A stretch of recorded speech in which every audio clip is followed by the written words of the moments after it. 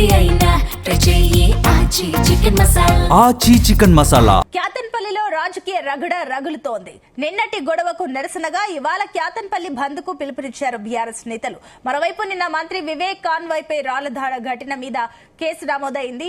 రాళ్లదాడి ఘటనలో బాల్క సుమన్ తో పాటుగా మరో 5గురు బీఆర్ఎస్ నేతలపై కేసు నమోదు చేశారు. పోలీసుల విధులకు ఆటంకం కలిగించడంతో పాటు రాళ్లదాడి ఘటనపై కేసు ఫైల్ అయింది.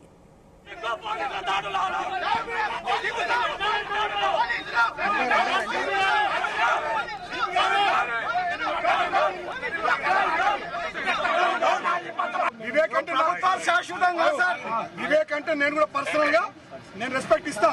మంత్రిగా ఆయన చేస్తున్న రచకం కరెక్ట్ కాదు. చెన్నూరులో 11 వచ్చినాయి కాంగ్రెస్ కు, నేను డిస్టర్బ్ చేస్తున్నాను 18లో. ఇక్కడ 22లో మాకు 14 వచ్చినాయి. Why is disturbing? డెమోక్రసీ ఉన్నట్ట సచ్చినట్ట? మీరు కూడా ఇంతకుముందు మా గవర్నమెంట్ డ్యూటీలు చేసిరుగా పోలీసు వాళ్ళు. ఇంత దుర్మార్గమైన పోలీసు వాళ్ళు మీరు కూడా మరి కాంగ్రెస్ బట్టలు వేసుకున్నారు.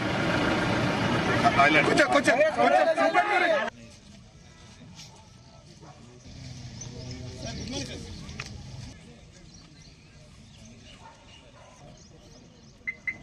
ఇదే అంశానికి సంబంధించి మరిన్ని డీటెయిల్స్ మా కరెస్పాండెంట్ రాజు పటేల్ అందిస్తారు. Raju Patel, good morning.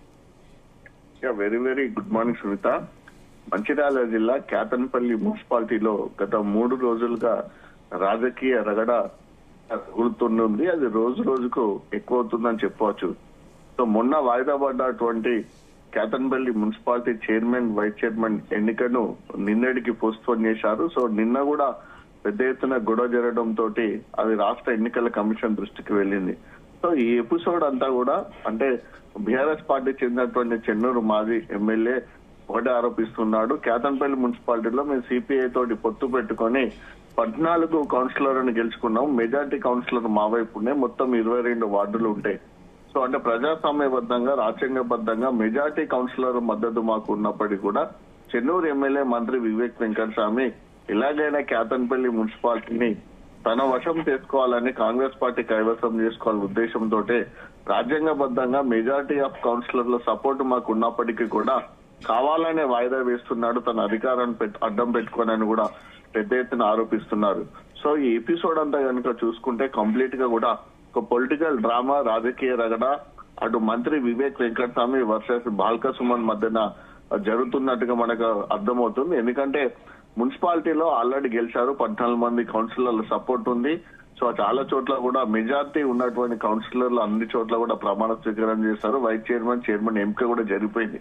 కానీ కేవలం క్యాతన్పల్లి మున్సిపాలిటీలో ఇటు మెజారిటీ ఉంది, వాళ్ళు 14 మంది కౌన్సిలర్ ఉన్నారు కాబట్టి వాళ్ళు చైర్మన్, వైస్ చైర్మన్ ఎన్నిక సజావుగా సాగరిద్దాము అనేటువంటి ఆలోచన, ఉద్దేశము, ప్రజాస్వామ్యాన్ని కట్టుబడి ఉంటామన్నటువంటి పరిరక్షణ చేద్దామని, రాజ్యాంగ విలువను పరిరక్షణ చేద్దామనేటువంటి థింకింగ్ మంత్రి వివేక్ వెంకటస్వామి చేయకపోవడం ఒక రకమైతే, దీన్ని ఏ విధంగా సరే రాజకీయంగా తన వైపు తిప్పుకోవాలనే ఆలోచనతో బాల్క సుమన్. సో ఇద్దరు కూడా వాళ్ళ వ్యక్తిగతమైనటువంటి విద్వేషాలకు, వ్యక్తిగతమైనటువంటి ఆలోపనలకు పోయి కూడా జరగాల్సినటువంటి Kyathanpalli municipality vice chairman, chairman ఎన్నికను కూడా వాయిదా వేస్తున్నటువంటి గొడవలు సృష్టిస్తున్నటువంటి పరిస్థితి అయితే మనకు చాలా స్పష్టంగా కనిపిస్తుంది. సో నిన్న కూడా ఇదే అంశం జరిగింది. వాస్తవానికి నిన్న క్యాతన్పల్లి మున్సిపాలిటీలకు సంబంధించి అటు ప్రమాణ స్వీకారం కంప్లీట్ గా అయిపోయింది.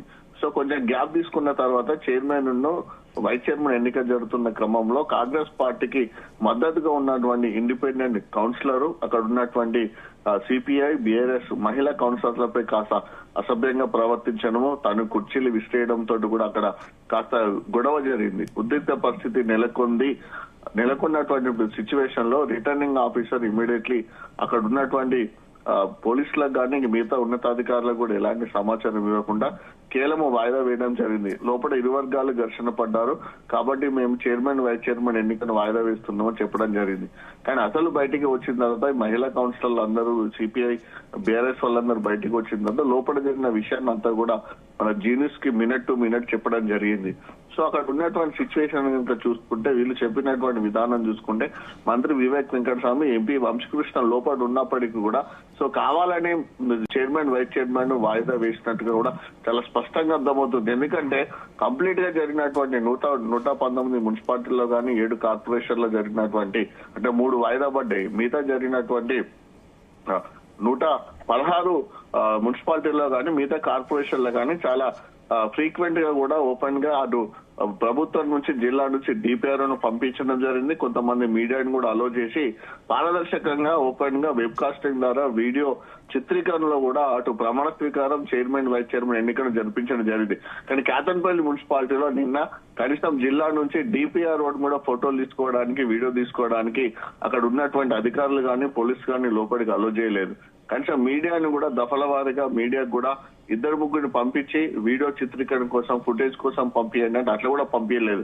కంప్లీట్ గా ఒక చిన్న హాల్ కేటాయించి కంప్లీట్ గా డోర్లు క్లోజ్ చేసి లోపల ఈ తతంగానంతా నడిపించిన తీరు కనుక చూసుకుంటే కావాలనే వాయిదా వేసిన్లు అధికారాన్ని అడ్డం పెట్టుకొని మంత్రి వివేక్ రెడ్డి సంబంధం నిన్న స్పష్టంగా తెలిసిపోయింది.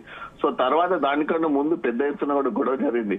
ఇద్దరు కూడా మంత్రి వివేక్ వెంకటస్వామి బాల్కా సుమన్ ఇద్దరు కూడా పెద్ద ఎత్తున కాన్వాయ్లతోటి ఇటు కాంగ్రెస్ పార్టీ అటు బీఆర్ఎస్ శ్రేణులతోటి కూడా రావడం జరిగింది. వాస్తవానికి కౌన్సిలర్లు వారికి మద్దతు ఇచ్చేటువంటి కొంతమంది పోతే అయిపోతుంది. కానీ అలా కాకుండా ఇటు ఇరు పార్టీల నాయకులు కూడా పెద్ద ఎత్తున ఒక ర్యాలీ లాగా బయలుదేరి తమ బల ప్రదర్శన చూసుకునే విధంగా కూడా రావడము, అక్కడ పోలీసులు ఇద్దరిని అడ్డుకోవడము, ఇరు వర్గాల్లో ఒకరి మీద ఒకరు దాడి చేసుకోవడము, ఇది వాళ్ళని కంట్రోల్ చేయడానికి పోలీసులు లాఠీ చార్జ్ చేయడము, లాఠీ చార్జ్ లో కాంగ్రెస్ వాళ్ళకు దెబ్బలు తలిగాయి, ఇటు బీఆర్ఎస్ వాళ్ళకు కూడా దెబ్బలు తలిగాయి, చాలా మంది గాయపడము. సో ఈ దాడిలో అటు కాంగ్రెస్ పార్టీకి సంబంధించినటువంటి ఒక యువజన నాయకుడికి కూడా తలకు పెద్ద ఎత్తున గాయం కావడము, అతను కాస్త సీరియస్నెస్ లో ఉండడము, సిచ్యువేషన్స్ అన్ని జరిగినాయి. దాంతో పాటు మంత్రి వివేక్ వెంకటస్వామి సొంత వెహికల్ పైన కూడా దాడి జరగడము, దాంతో అతనికి ఉన్నటువంటి ముందు ఫ్రంట్ గ్లాస్ ఏదైతుందో అది క్రాక్ ఇవ్వడం కూడా జరిగింది.